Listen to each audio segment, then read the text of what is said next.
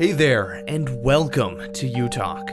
We connect with extraordinary people across Canada and ask them about their stories, passions, and experiences.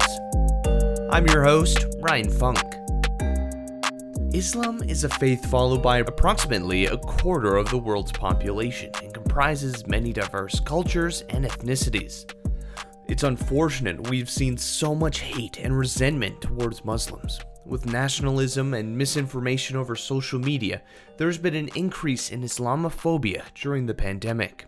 Our guest for U Talk has been heavily involved in the Manitoba Islamic Association and recently published his book, Manitoba Muslims, A History of Resiliency and Growth. Thank you for the invitation. My name is Ismail Mokhtar. Originally, I come from Eritrea. And by profession, I am a chartered professional accountant, CPA. In terms of my involvement with the Muslim community, I've been the ex-president of the Manitoba Islamic Association, and I am also the editor-in-chief of the Manitoba Muslim magazine. And as you mentioned, I'm a recent publisher of a book on the history of Muslims in Manitoba. Yeah, so you are pretty busy and wear a lot of hats. Yeah. Yeah, awesome. So what brought you to Canada? My country is a nice country, but unfortunately there was some political upheaval, there was war. It was not a safe place to live in. So, like everyone else, I just left the country, became refugee, and then finally came to Canada. It's never good to hear these stories of political unrest in someone's country.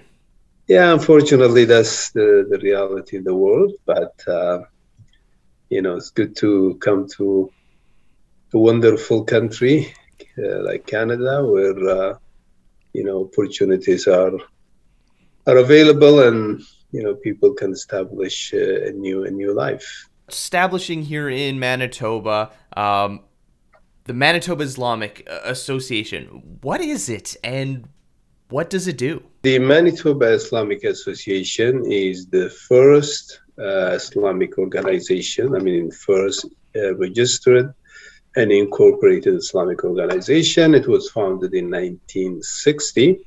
Wow. And basically, it's an organization that serves the Muslim community. It manages the two major mosques in the city and organizes different religious, social activities and brings all the members of the community together, and also acts as a bridge to the larger faith community. So basically, it is the main organization that represents Muslims in the province. How long were you involved in the organization? From the day I came, I have been actively involved in the organization and in different capacities. As a volunteer, I was as I mentioned, at one time I was president, editor-in-chief of a magazine. I was in different committees, projects. So as long as I've been in Winnipeg, I've been an active volunteer of the organization. Why do you think it's important to have an organization like this? And why was it important to yourself to, be involved on that level? Well, I guess the community has certain needs, has religious needs, social needs, economic needs, educational needs, and that can only be met when you have a body that is functioning in an organized and effective way. You can't accomplish that without an organization. So, like every other faith community, Manitoba Islamic Association tries to meet all the particular unique needs of the community. And from that point of view, it was essential, and that's why once the community started to establish itself, the first thing community did in 1960 was to establish Manitoba Islamic Association. It's not only newcomers, but even those who are established here, establishing. If we want to have a community where people can understand one another, a community where people are tolerant of one another, people, understand one another, then you need to build bridges. And one of the purposes of establishing an organization such as Manitoba Islamic Association is to build bridges and to open avenues for other groups to know who Muslims are and to create a better overall understanding. Like any religion, it can have very different interpretations depending on the person. I guess from your perspective, since you were heavily involved in the Manitoba Islamic Association, what is Islam? Well, Islam is the faith that is followed by basically a quarter of a world population. And Muslims are found all over the world, in every continent, in every country. And it's a growing community in Canada, in Manitoba. Muslims believe in the oneness of the Creator. They believe in, Day of Resurrection. They believe in, the purposefulness of life. They have certain ethics that they follow based on the teachings of Islam. You need to be truthful, to be kind to neighbors, to be kind to parents, to share the wealth that you have. And accordingly, Muslims have certain rituals, such as praying 5 times a day in order to have that spiritual connection with their Creator, fasting once a year as part of their spiritual development, paying a percentage of their net worth to help the needy and the poor. So these are just general, principles of the faith and the religion. And there are many common elements between Islam and Judaism and Christianity. Yeah, I was just going to mention when you're listing off those different aspects, I was like, oh, those sound very similar. I guess they're all kind of like the Abrahamic kind of a circle. Muslims, similar to Christians and Jews, they believe in Abraham and they believe in all the other prophets, and they see them as role models and people whom they regard with high respect. Yeah, so just for clarification, Islam is the faith and Muslims are the people, correct?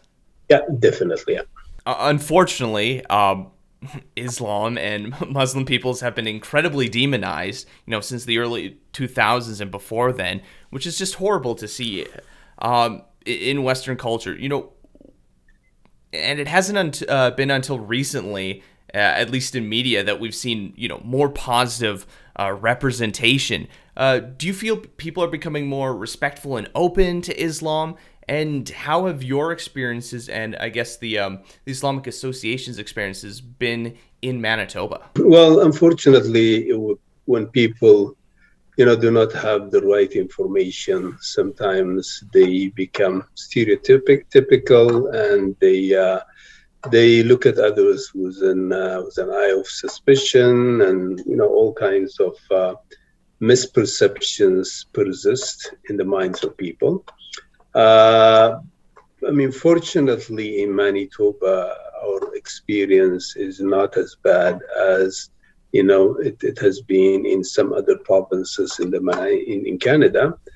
But overall, I think Manitobans are very friendly, are very open, are very understanding. But you will find, still there is some people who still have some fear towards Islam, some stereotypical views of Islam. So overall, our community is very well connected to the larger society. So we are active members, working in every walk of life.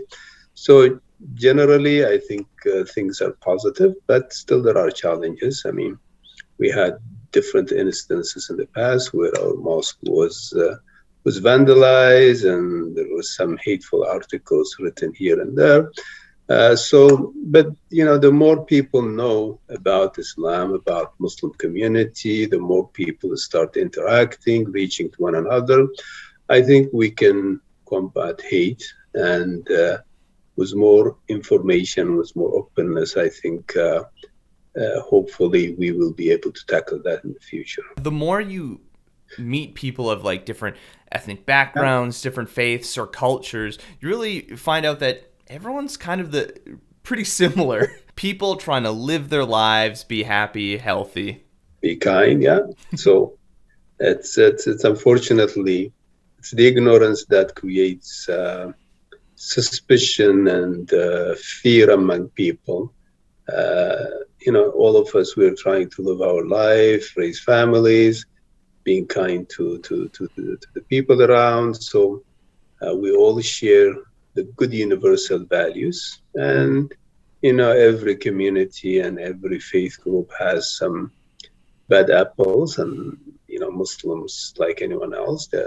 But generally speaking, people are kind and caring, and trying to be as helpful as they can. Western cultures definitely seem to always want to depict someone as the enemy. It was like the Red Scare with like communists back in the day.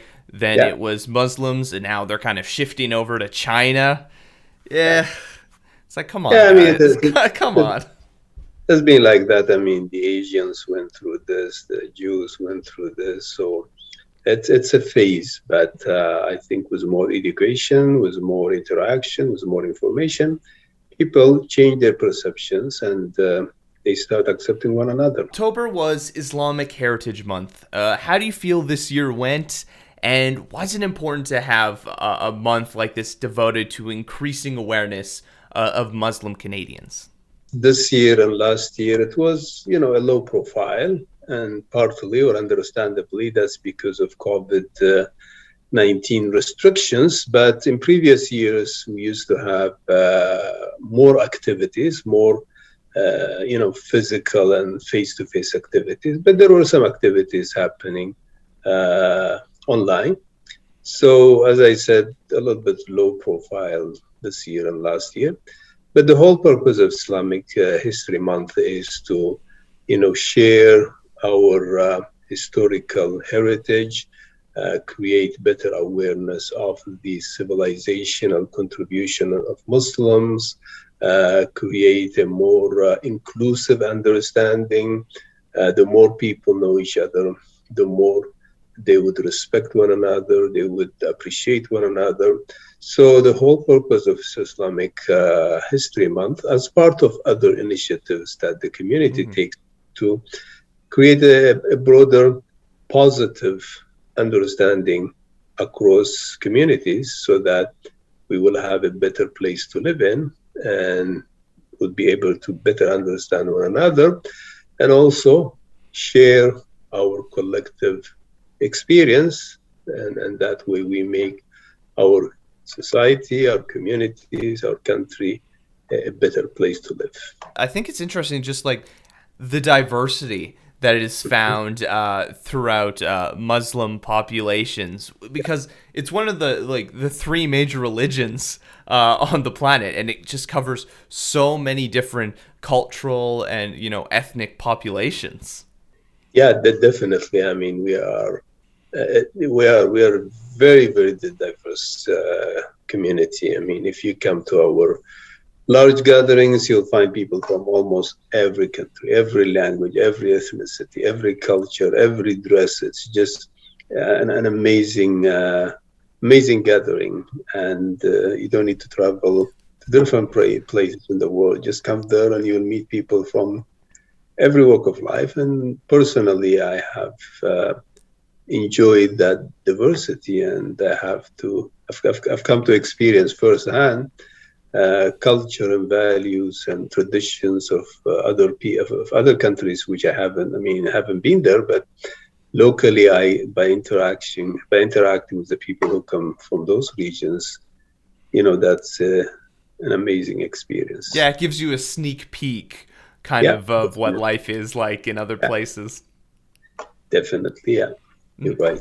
If someone comes to one of these events as things continue to open up and restrictions continue to ease and things get safer, when someone comes to events or different celebrations. What do you hope people who are not part of the Islamic community take away when they come check out some of this stuff? Well, I think they will feel the warmth of the community, and they would be surprised how welcoming the people are, and they would come to see firsthand what who Muslims are, what they do, how they look like, and just to come to realize that Muslims are like anyone else. So I think we occasionally have open houses for people to come and talk to Muslims and learn about Islam. But our mosques are also open. Of course, there are COVID restrictions right now, but generally people from schools, from different faith groups, they just call the mosque. They come and they visit the mosque, they see the people praying. So yeah, anybody is welcome at any time. And if there were people who want to book time, they can call the Manitoba Islamic Association. There is a website, and everybody is most welcome. Something that you mentioned, that when someone comes and they meet Muslims, they'll find out that they're just like everyone else. It just reminded me of some data from down in the United States. I think it's Islamic groups and Muslim peoples are some of the largest groups that integrate the most quickly, at least down in the United States, which I think is just very interesting. Yeah, I guess it would be the same thing even in Canada. Mm-hmm. I mean, the Muslims are very, very much involved in every walk of life. There is a good percentage of Muslims in the health sector, in the in finance, in business, in every walk of life. So they are active, participants in whatever happens around in society. So yeah, they are very well integrated, and yeah. Yeah, and when you're very involved in a community, of course you're gonna kind of figure everything out very quickly, Yeah. just how things work in that designated area. Definitely, yeah. Recently published a book.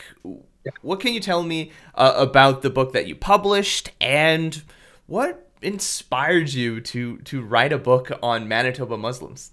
I guess this is the first of its kind in terms of it is the first book that documents the history of Muslims in the province of Manitoba. And the book goes as far as 1900s, early 1900s. That's the time Muslims started to arrive in the province of Manitoba. So it talks about, the challenges that those early immigrants face in terms of language, in terms of finding jobs, in terms of integration. And there are many stories in the book about these early immigrants, how they were successful in businesses. Many of them established businesses, married locally, had large families.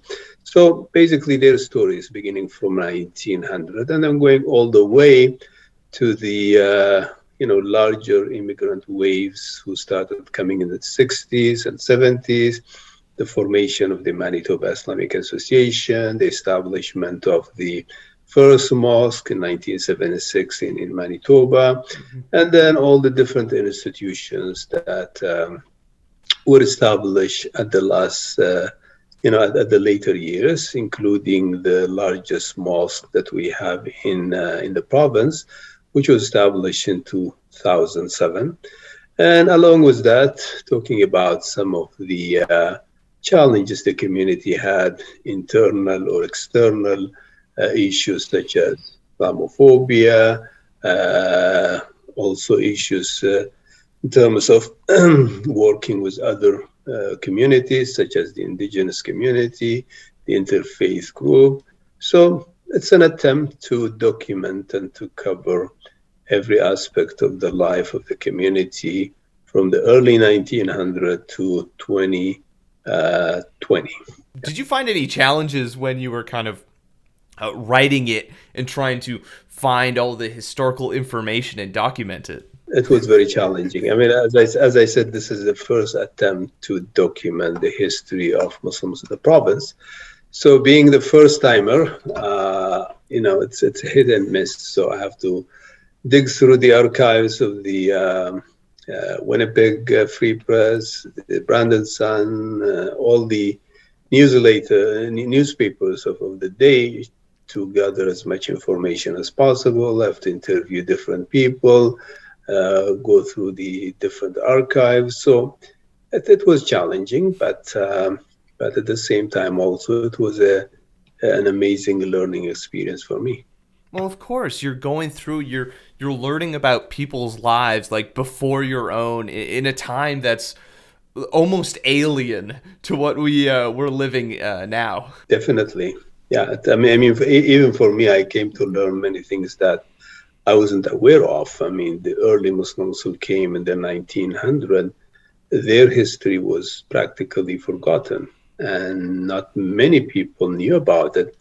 But after doing so much research and digging in the archives, I found things that it was an eye opener. I mean, I found that there was an active and well-established community in those days, which not much was known about. So the book, unveils that aspect of the history of the community.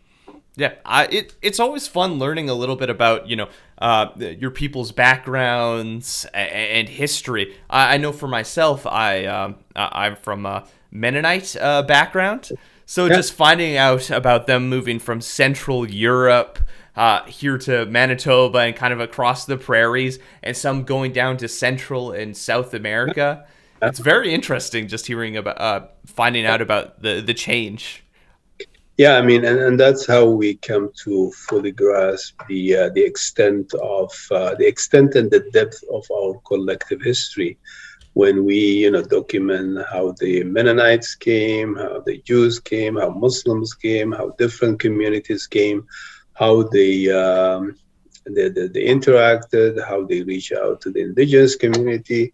By pulling all those pieces together, then we can have a more inclusive history that gives us all a better understanding of who we are.